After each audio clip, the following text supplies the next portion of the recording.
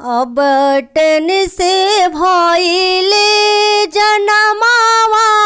गणेश जिन कर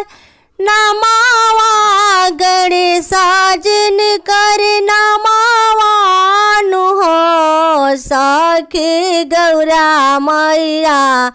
करे आशन नावा बांधाई के लाला नावा बांधाई के लाला नावानु हो। अबटन से भइले जनमावा गणेश जिन कर नमावा गणेश जिन कर नमावानु हो सखी गौरा मैया करे आसन नावा बांधाई के लाला नावा बांधाई के लाला नावानु हो। सतयुग में रहत सहथवा त मोर के सावरिया त मोर के सावरिया नु हो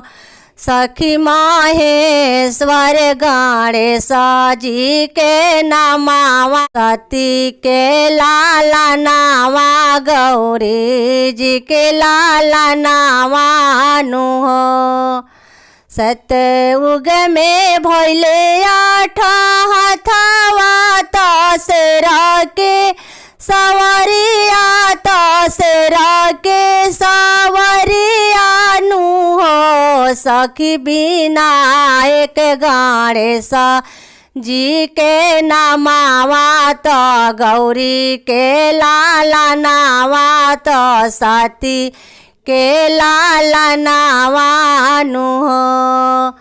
सतयुग में रहे छवे हथवा त मूसा के सावरिया त मूसा के सावरिया नु हो सखी जग जाने गौरी गजानंद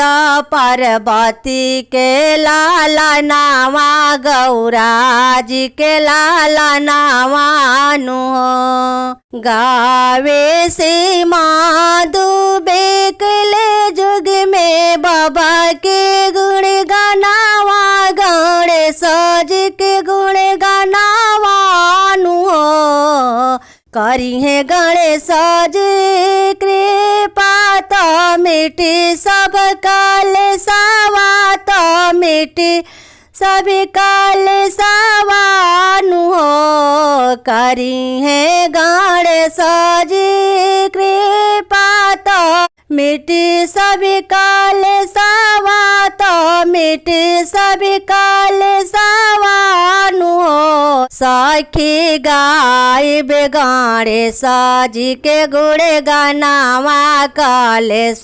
देश मिटी है का